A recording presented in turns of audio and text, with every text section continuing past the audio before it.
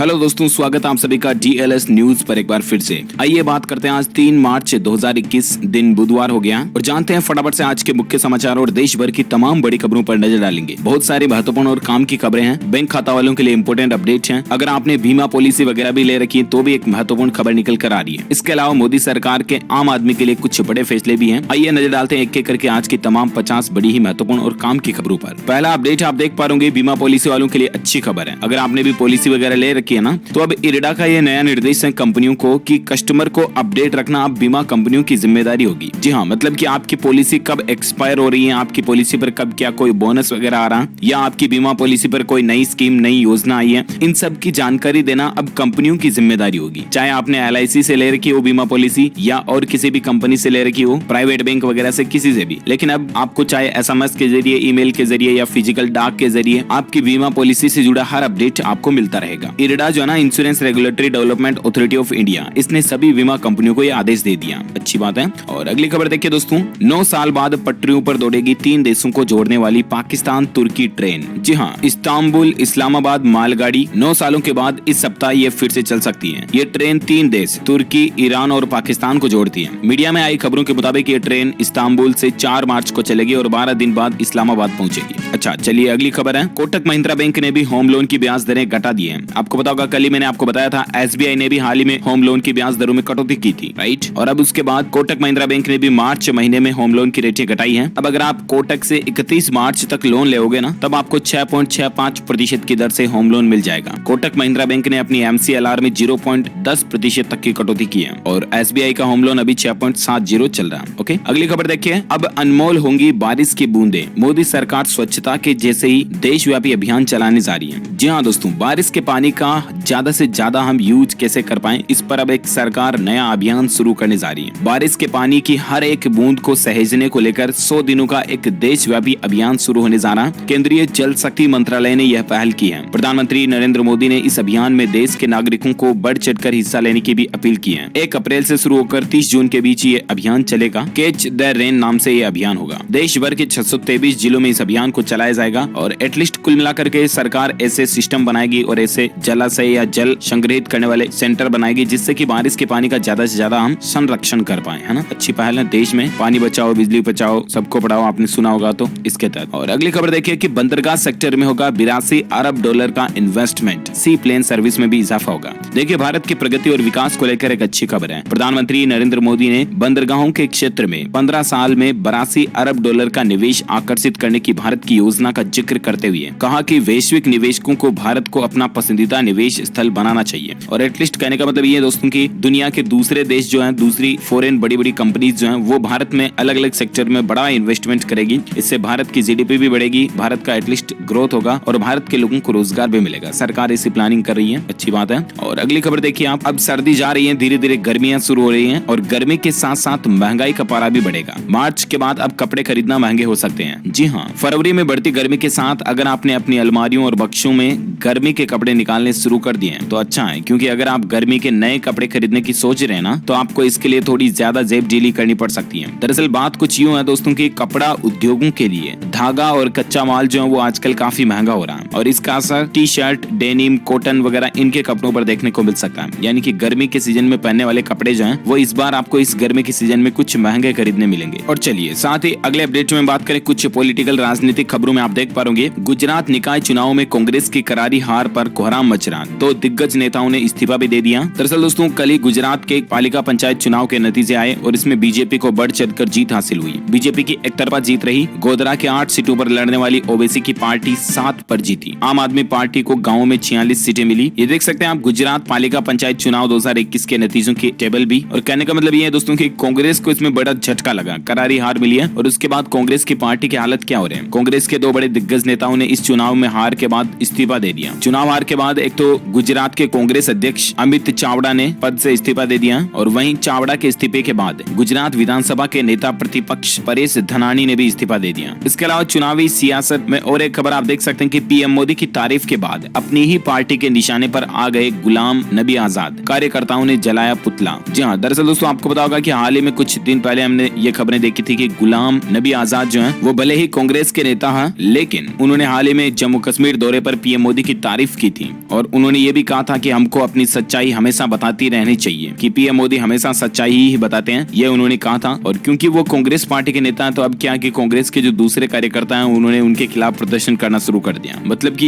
यूं देखिए आप, राजनीतिक दृष्टिकोण से देखा जाए तो कांग्रेस में पीएम मोदी की तारीफ बैन है, और अगर कोई नेता पीएम मोदी की तारीफ कर दे तो उसके खिलाफ पार्टी प्रदर्शन करेगी। तो ये कुछ राजनीतिक हलचल और सियासतें चल रही हैं। ज्यादा पॉलिटिकल बातें मैं आपको बताता नहीं हूँ डीएलएस न्यूज के ऊपर, वरना फिर आप ही कहोगे यार डीएलएस भाई फिर दूसरे न्यूज चैनल में और डीएलएस न्यूज में फर्क ही क्या रहा। क्योंकि मैं डीएलएस न्यूज के ऊपर रोजाना केवल काम की खबरें ही सेलेक्ट करके लेकर आता हूँ, राइट। तो चलिए वापस अपन बढ़ते हैं अपनी काम के मुद्दों की खबरों पर। देखिए दोस्तों, एक तो पंजाब राज्य में एक नया नियम बना दिया। पंजाब में अब अगर कोई जहरीली शराब बेचता है ना, तो उसको सजाए मौत भी मिल सकती है या 20 लाख का जुर्माना भी लग सकता है। दरअसल बहुत बार ऐसे केसेस देखे गए दोस्तों की जहरीली शराब से कई लोगों की जान चली जाती है। हाल ही में बीते साल ही पंजाब में जहरीली शराब पीने से 100 से ज्यादा लोगों की जान गई। और उसके बाद यहाँ पर पंजाब सरकार ने एक निर्णय लिया है, कैबिनेट की बैठक हुई, मीटिंग हुई उसमें, कि अब कोई जहरीली शराब जो बनाएगा ना अगर, तो उस पर 20 लाख रुपए तक का जुर्माना हो सकता है या मृत्युदंड या आजीवन कारावास भी हो सकता है। चलिए साथ ही अगली खबर दोस्तों, बड़ी खबर देख सकते हैं। प्राइवेट नौकरी वालों के लिए आरक्षण को लेकर एक बहुत ही अच्छा अपडेट है। हरियाणा राज्य में निजी नौकरियों में यानी कि प्राइवेट नौकरियों में 75% आरक्षण को मंजूरी मिल चुकी है। राज्यपाल ने इस बिल को मंजूर कर दिया। जहां निजी नौकरियों में आरक्षण संबंधित बिल को हरियाणा राज्य में मंजूरी मिल चुकी है। इसके तहत अब प्राइवेट नौकरियों में भी 75% आरक्षण होगा। हरियाणा के मुख्यमंत्री मनोहर लाल खट्टर ने इस संबंध में जानकारी भी दी है। यह आरक्षण किन किन क्षेत्रों में लागू होगा, किसको फायदा मिलेगा, तो आप देख सकते हैं कि आरक्षण संबंधित कानून को हरियाणा में चल रही सभी प्राइवेट कंपनियां, सोसाइटीज, ट्रस्ट और फर्म को मानना होगा। ये सभी वे संस्थान होंगे जहां पर 10 से ज्यादा लोग अगर काम कर रहे हैं। ये कानून 50,000 रुपए प्रति माह तक की नौकरी पर लागू माना जाएगा। सभी कंपनियों को 3 महीने में सरकार को ये जानकारी देनी होगी कि उनके कार्यालय में 50,000 रुपए से मासिक वेतन पाने वाले कितने पद हैं और इस पर हरियाणा के स्थानीय लोग कितने काम कर रहे हैं। इस कानून का सीधा फायदा डोमिसाइल धारकों को मिलेगा। और हरियाणा राज्य में मतलब 75% आरक्षण प्राइवेट नौकरी वालों को मिलेगा ना, तो इसका मतलब ये है कि हरियाणा राज्य में जितनी भी कंपनीज हैं उनमें जो काम करने वाले कर्मचारी है ना, वो 75% कर्मचारी लोकल हरियाणा के ही होंगे, है ना। यानी कि राज्य के ही लोगों को रोजगार ज्यादा मिलेगा। क्योंकि बहुत बार ऐसा होता है कि कंपनीज बाहर के राज्य के, दूसरे राज्य के लोगों को, बिहारी, उत्तर प्रदेश के, बिहार के, पंजाब के कई सारे लोग जो दूसरे अलग अलग राज्यों में जाकर के काम धंधा करते हैं, प्राइवेट नौकरी वगैरह करते हैं। तो वैसे में हरियाणा राज्य में 75% पोस्ट पर केवल और केवल हरियाणा के ही लोग काम करेंगे, है ना। राज्य के लोकल लोगों के रोजगार को बढ़ाने के लिए सरकार का ये अहम फैसला है। हरियाणा के युवाओं के लिए खास करके खुशखबरी है। और ये कानून जो दोस्तों अगले 10 साल तक लागू रहेगा। देश में पहली बार प्राइवेट सेक्टर के लिए कोई कानून बनाया गया, उसके कुछ मुख्य पॉइंट्स भी आप देख सकते हैं। हालांकि अगर कोई युवक नौकरी के लिए योग्य नहीं पाया जाता तो फर्म उसे रखने के लिए बाध्य नहीं होगी, वगैरह वगैरह कुछ और पॉइंट्स भी इसके आप देख सकते हैं। अच्छा चलिए बात करें अगली खबर में। देखिए दोस्तों, एजुकेशन न्यूज को लेकर अपडेट है। इग्नू यूनिवर्सिटी ने जनवरी सेशन के लिए एडमिशन की तारीख को बढ़ा दिया। अब आप 15 मार्च तक अप्लाई कर पाएंगे। पहले इसकी लास्ट डेट 28 फरवरी थी, तो इसको और बढ़ा दिया 15 दिन, 15 मार्च तक अब आप एडमिशन के लिए इग्नू यूनिवर्सिटी में एप्लीकेशन फॉर्म भर पाओगे। और एजुकेशन को लेकर और एक खबर यह भी है कि MPSC state service prelims exam के एडमिशन कार्ड भी आ चुके हैं। महाराष्ट्र पब्लिक सर्विस कमीशन के राज्य सेवा प्रारंभिक परीक्षा के लिए हॉल टिकट जारी हो चुके हैं। आप ऑफिशियल पोर्टल mahmpsc.online.gov.in पर जाकर के चेक कर सकते हैं। ओके,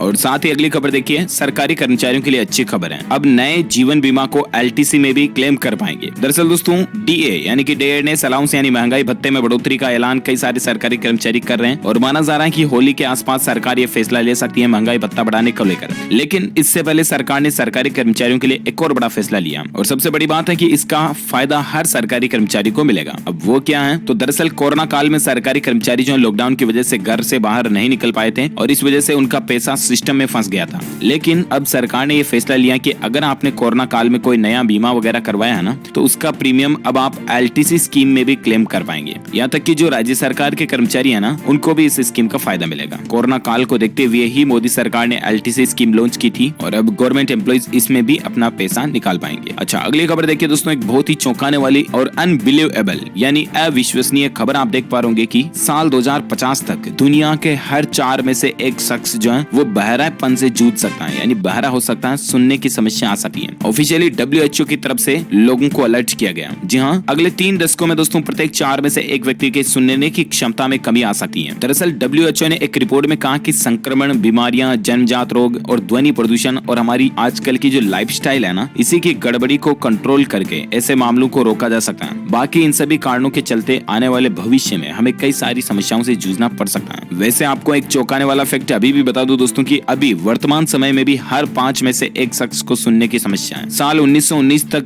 दुनिया भर में बहरेपन के मामले जो है ना, रिकॉर्ड मामले, वो 160 करोड़ थे और साल 2050 तक इसकी संख्या और भी बढ़ सकती है। तो कहने का मतलब यही है कि हमारी लाइफस्टाइल को हमें सुधारना पड़ेगा और वातावरण प्रदूषण जितनी भी है ना, पोल्यूशन वगैरह, वायु प्रदूषण हो रहा, तो भी हवा के जरिए हमारे कानों में कई सारे बैक्टीरिया, कई सारी धूल मिट्टी वगैरह जाते हैं। इसके अलावा सबसे ज्यादा प्रदूषण ध्वनि प्रदूषण होता ही है। कई लोगों की आदत होती है दोस्तों की ट्रैफिक लाइट, रेड लाइट हो रही है, रुक रहे हैं, फिर भी पिपिक पिपिक टिटिक टिटिक, पता ही है आपको। तो ऐसी चीजों को हमें कम करना है। जहाँ इस्तेमाल ना हो, गाड़ी का हॉर्न का इस्तेमाल भी ना करें आप, जरूरत है तो ही हॉर्न बजाएं। इसके अलावा बहुत ज्यादा साउंड कर रही है अगर आपकी गाड़ी, तो समय पर सर्विस करवाएं। कुल मिलाकर के वातावरण को साइलेंट बनाए रखने का जिम्मा उठाएं आप। अच्छा, अगली खबर देखिए, मौसम समाचार को लेकर अपडेट है। मौसम विभाग की चेतावनी आ रही है कि ठंड के बाद अब गर्मी का मौसम आने वाला और इस बार गर्मी में भयंकर लू चलेगी। मौसम विभाग की डर आने वाली भविष्यवाणी निकल कर आ रही है कि इस बार गर्मी के कारण कई लोगों को झुलसना पड़ सकता है, क्योंकि मार्च से लेकर मई तक, मार्च अप्रैल मई, ये 3 महीने लू चलने के 60% आसार नजर आ रहे हैं। आज ही मौसम विभाग ने गर्मी को लेकर ये पूर्वानुमान जारी किया है। और गर्मी के सीजन के अलावा अभी अपन बात करें आज 3 मार्च 2021 के संपूर्ण भारत के मौसम पूर्वानुमान की, तो दोस्तों अगले 24 घंटों के दौरान अरुणाचल प्रदेश और इसके आसपास के हिस्सों में हल्की बारिश होने की संभावना है। उत्तर पश्चिम हवाओं की गति बढ़ेगी, मैदानी राज्यों में हवाएं चलती रहेगी। उत्तर पश्चिम दिशा से चल रही हवाओं के कारण राजधानी दिल्ली एनसीआर में प्रदूषण के स्तर में भी कमी आएगी। तो यह है अगले 24 घंटे का मौसम पूर्वानुमान। अच्छा, वहीं बात करें सराफा बाजार में सोने चांदी के रेट की, तो देखिए सोना तेजी से फिसल कर 45,000 से नीचे आ चुका है और चांदी में भी गिरावट आई है। क्या है नया रेट, तो देखिए आप, सोने की कीमत में 679 रुपए प्रति 10 ग्राम की गिरावट के बाद अभी सोने का रेट 44,760 रुपए प्रति 10 ग्राम हो गया।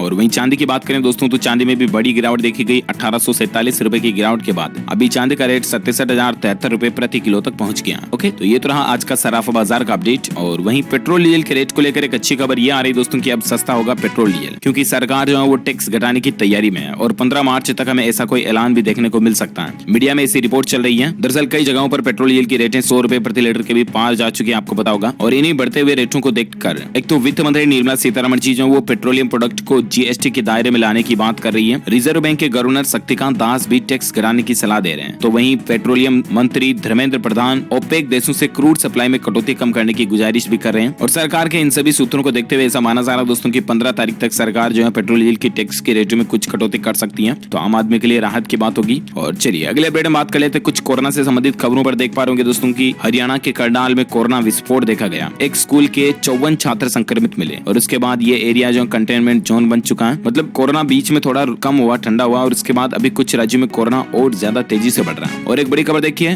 भारत बायोटेक ने जारी किए कोवैक्सीन के रिसर्च नतीजे, 35 दिन तक बढ़ी एंटीबॉडी। जहां कोरोना की वैक्सीन को लेकर और एक अच्छी खबर आ रही है। आपको पता होगा हाल ही में प्रधानमंत्री नरेंद्र मोदी ने भी कोरोना की वैक्सीन लगाई थी, स्वदेशी वैक्सीन भारत बायोटेक का टीका उन्होंने लगवाया था। और इसी बीच भारत बायोटेक का जो हाल ही का जनवरी का रिसर्च का नतीजा जो आ रहा, उसके मुताबिक दोस्तों 35 दिन तक एंटीबॉडी में लगातार बढ़ोतरी देखी गई है वैक्सीन लगाने के बाद। और कंपनी का तो ये भी दावा कि इस दौरान कोई साइड इफेक्ट भी सामने नहीं आए। इसके अलावा दोस्तों वैक्सीनेशन यानी कि टीकाकरण पर सरकार ने और एक फैसला ये लिया है कि केंद्र सरकार ने सभी राज्य सरकारों को ये निर्देश दे दिए कि अब सभी प्राइवेट हॉस्पिटल में जितने भी निजी अस्पताल है ना, उन सभी में कोविड टीकाकरण शुरू कर सकते हैं। इतने दिन क्या कि सरकार ने कुछ सेलेक्टेड हॉस्पिटल की ही लिस्ट जारी कर रखी थी। देश भर में कुछ 10,000 समथिंग हॉस्पिटल थे, उन्हीं में कोरोना का टीका लगना था। लेकिन अब सरकार ने टीकाकरण को और ज्यादा बढ़ाने पर एक फैसला लिया और अब देश में जितने भी प्राइवेट हॉस्पिटल है ना, उन सभी में कोरोना का टीका लग सकेगा। तो ये भी सरकार का अच्छा फैसला है। और अगली खबर देख पा रहे होंगे कोरोना पर और एक अपडेट है कि कोरोना के जो 68% एक्टिव मामले हैं ना, वो सिर्फ 2 ही राज्यों में है। स्वास्थ्य मंत्रालय ने हाल ही के ताजा आंकड़े जारी किए। उसके मुताबिक दोस्तों कुल एक्टिव मरीजों में से 67% मरीज तो महाराष्ट्र और केरल से हैं। 2 राज्यों में सबसे ज्यादा एक्टिव केस हैं। कोरोना पर अंतर्राष्ट्रीय खबर भी आ रही दोस्तों, कोरोना महामारी को लेकर फिनलैंड देश जो है उसने इमरजेंसी भी घोषित कर दी है। और वहीं ईरान में कोरोना की चौथी लहर की चेतावनी भी जारी हो चुकी है। यानी कि कोरोना वापस कुछ ठंडा हो रहा, कई देशों में वापस बढ़ रहा, फिर वापस ठंडा हो रहा, फिर वापस बढ़ रहा। मतलब कि एक बार कोरोना कुछ कम होने के बाद वापस बढ़ता तो वो दूसरी लहर, फिर कम हुआ फिर बढ़ा तो तीसरी लहर। देखिए ईरान में तो चौथी लहर की चेतावनी भी आ चुकी है और भारत में अभी दूसरी लहर चल रही है कोरोना की। इसके अलावा भारत में एग्जैक्ट आंकड़ों की बात करें तो देखिए पिछले 24 घंटों के दौरान 15,000 के लगभग नए संक्रमित मामले देखे गए। और उसके बाद अभी भारत में कुल संक्रमितों की संख्या जो है वो 1,11,39,000 से ज्यादा हो चुकी है, जिसमें से 1,67,000 से ज्यादा एक्टिव केस चल रहे हैं, यानी कि सक्रिय हैं, जिन लोगों का इलाज अभी चल रहा है। कोरोना के एक्टिव केस 1,67,000 है ना। और बाकी कोरोना से भारत में मरने वालों की कुल संख्या का आंकड़ा 1,57,000 से भी ज्यादा पहुंच चुका है। तो ये तो रहा भारत में कोविड डेटा। इसके अलावा दोस्तों किसान आंदोलन पर सबसे बड़ी खबर आप देख पा रहे होंगे कि उत्तर प्रदेश के 3 गाँवों में किसानों किसानों ने दूध की सप्लाई भी बंद कर दी है और 6 मार्च से 100 रुपए प्रति लीटर दूध बेचने का भी किसान भाई लोग प्लान बना रहे हैं। केंद्र के कृषि कानूनों के विरोध में किसान आंदोलन अभी भी जारी है और आंदोलन को गति देने के लिए किसान यूनियनों द्वारा अलग अलग जगहों पर पंचायतें भी की जा रही है। अच्छा, वहीं गाजीपुर बॉर्डर पर भारतीय किसान यूनियन के प्रवक्ता राकेश टिकैत के नेतृत्व में किसान अभी भी जमे हुए हैं। दूसरी तरफ अब आंदोलन का असर गाँव में भी दिखने लगा। उत्तर प्रदेश में कई जगहों पर किसान भाई लोग जो दूध की आपूर्ति रोकने और कीमतें बढ़ाने का ऐलान पहले ही कर चुके हैं। इसी क्रम में 3 गाँव में दूध की आपूर्ति को भी रोक दिया गया। वहीं किसानों का तो ये भी कहना कि 6 मार्च से जो दूध वो 100 रुपए प्रति लीटर कर देंगे। इसके अलावा 6 मार्च को KMP एक्सप्रेस वे को भी जाम करेंगे किसान भाई लोग। 8 मार्च को महिलाओं के हाथ में होगा आंदोलन का कमान। देखिए, किसान आंदोलन पर सबसे बड़ी बिग ब्रेकिंग न्यूज अपडेट आ रही है कि किसान भाई लोग जो है अब 6 मार्च और 8 मार्च को और अलग अलग प्लान बना रहे हैं। 8 मार्च को क्योंकि अंतर्राष्ट्रीय महिला दिवस है और इसलिए इस मौके पर महिला किसानों को दिल्ली के धरना स्थल, टोल प्लाजा व दूसरे स्थानों पर चल रहे आंदोलनों की कमान दी जाएगी। उस दिन कुल मिलाकर के महिलाएं जो है वही किसान आंदोलन का नेतृत्व करेगी। जिस तरह से अभी राकेश टिकैत वगैरह और ये है, उनकी जगहों पर महिलाएं संभालेगी मोर्चे को।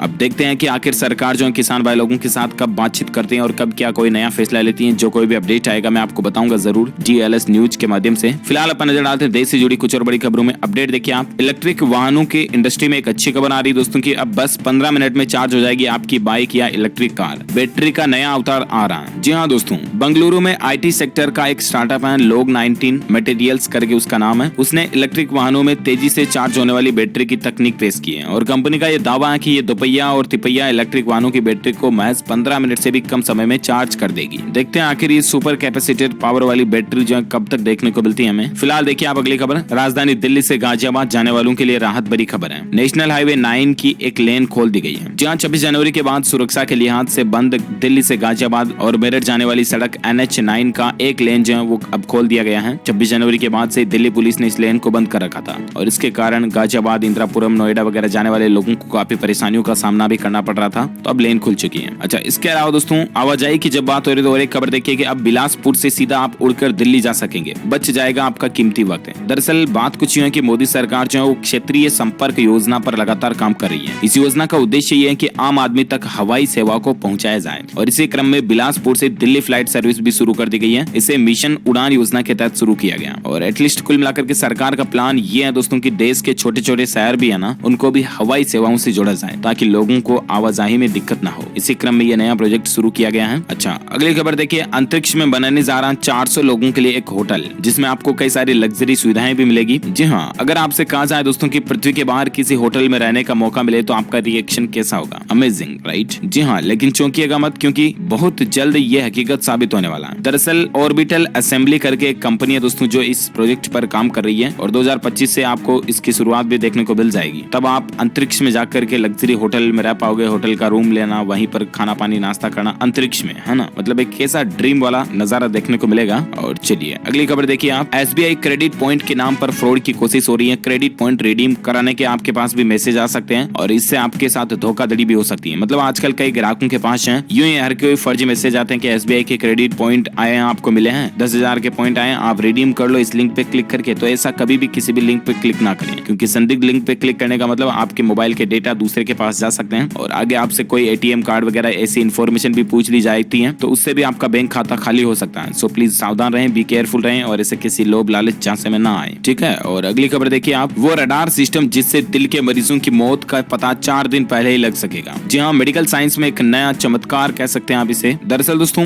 वैज्ञानिक या विशेषज्ञ जो कह सकते हैं आप, वो अब रडार की मदद से बीमारियों को भी समझने की कोशिश कर रहे हैं। जर्मनी के वैज्ञानिक ये दावा कर रहे हैं कि अगले कुछ समय में वे रेडियो सेंसर के जरिए दिल की धड़कनों पर नजर रखते हुए गंभीर मरीज की मौत का पता भी इससे पहले लगा लेंगे। और अगर ये टेक्नोलॉजी सक्सेस रही तो दिल की बीमारी की वजह से अगर किसी की जान जाने वाली है ना तो 4 दिन पहले से उसका पता लग सकेगा जिससे कि उनका इलाज करना और भी ज्यादा आसान हो जाएगा, है ना? अच्छा, इसके अलावा देखिए दोस्तों पेट्रोल डीजल की बढ़ती कीमतों के बाद 25% तक माल भाड़े की दरें भी बढ़ा दी गई हैं। AITWA ने ये दावा किया है। AITWA कौन है? तो ये all India transporters welfare association है जो कि भारत भर में जितनी भी मतलब ट्रांसपोर्ट की गाड़ियां वगैरह चलती हैं, फैक्ट्री लाइन में वगैरह वगैरह कहीं पर भी ट्रांसपोर्टर्स की गाड़ियां चलती है ना, तो उन सभी का ये एक संगठन है। और दोस्तों ऐसे में ट्रांसपोर्टर के संगठन का ये कहना है कि क्योंकि पेट्रोल डीजल में लगातार बढ़ोतरी हो रही है और इसलिए माल भाड़े में भी 25% तक की बढ़ोतरी देखने को मिल सकती है। अच्छा, साथ ही अगली खबर देखिए, CNG और PNG के दामों में IGL ने भी बढ़ोतरी कर दी है, नई कीमतें लागू हो चुकी हैं। दरअसल गाड़ियों में इस्तेमाल होने वाली जो गैस आती है ना, CNG वगैरह, कई सारे टेम्पो वगैरह भी CNG से चलते हैं, तो उनके दामों में अब बढ़ोतरी हो रही है। IGL कंपनी ने इसकी की बड़ी कीमतों का ऐलान किया है। इतना ही नहीं, आईजीएल ने पीएनजी की कीमतों को भी बढ़ा दिया। इंद्रप्रस्थ गैस लिमिटेड जो है ना आईजीएल कंपनी, उसने बढ़ा दिए। ये नए रेटें आज सुबह से लागू हो चुकी हैं। अच्छा, साथ ही अगली खबर देखिए दोस्तों, दुनिया भर के रईस लोगों की लिस्ट जारी हुई है और उसमें मुकेश अंबानी जो है वो अमीरों की सूची में 8वें स्थान पर रहे हैं ग्लोबली। मतलब दुनिया भर में 8वां स्थान जो है रईस के मामलों में, पैसों के मामलों में मुकेश अंबानी जी को मिला है, जो कि हम सभी भारतीयों के लिए भी गौरव की बात है दोस्तों कि कोई भारत का शख्स जो है दुनिया के 8 सबसे अमीर शख्सों में है ना। अच्छी बात। ओके दोस्तों, तो इस वीडियो में आज दिन भर की तमाम बड़ी खबरें, मुख्य समाचार, टुडे ब्रेकिंग न्यूज का अपडेट वीडियो ये फिनिश होता है। वैसे आप मुझे नीचे कमेंट करके जरूर बताएगा कि ऐसा कौन सा फूल है दोस्तों जो पानी में ही खिलता है, पानी या कीचड़ वगैरह जो भी हो, कुल मिलाकर के पानी में ही खिलता है, ऐसा कौन सा फूल है? कमेंट करके बताइए मुझे। जो लोग इसका सही जवाब इस वीडियो के नीचे कमेंट बॉक्स में देंगे ना, वो रैंडमली पिक किए जाएंगे हमारी डीएलएस न्यूज टीम की तरफ से और आप जीत सकते हैं एक शानदार सरप्राइज गिफ्ट है, जो कि गिव अवे के रूप में आप तक पहुंचा दिया जाएगा। और वीडियो को लाइक और शेयर जरूर कीजिएगा। और हाँ दोस्तों, अगर आप डीएलएस न्यूज चैनल पर पहली बार आए हैं ना, तो चैनल के नीचे आपको मिलेगा एक लाल कलर का बटन इस वीडियो के नीचे, उसको दबा देना और इसके पास में घंटी का आइकन बन के आएगा, उसको भी जरूर दबा देना। इससे होगा ये कि आप हमारी डीएलएस न्यूज फैमिली का एक मेंबर बन जाओगे, हिस्सा बन जाओगे, जो कि वाकई में एक दमदार बात है। और इससे आपको रोजाना की ताजा खबरें और मुख्य समाचार के अपडेट तुरंत आपके मोबाइल पर मिलते रहेंगे। ओके, मिलेंगे अगले नेक्स्ट अपडेट में। तब तक के लिए thank you, take care, good bye, जय हिंद, जय भारत, वंदे मातरम।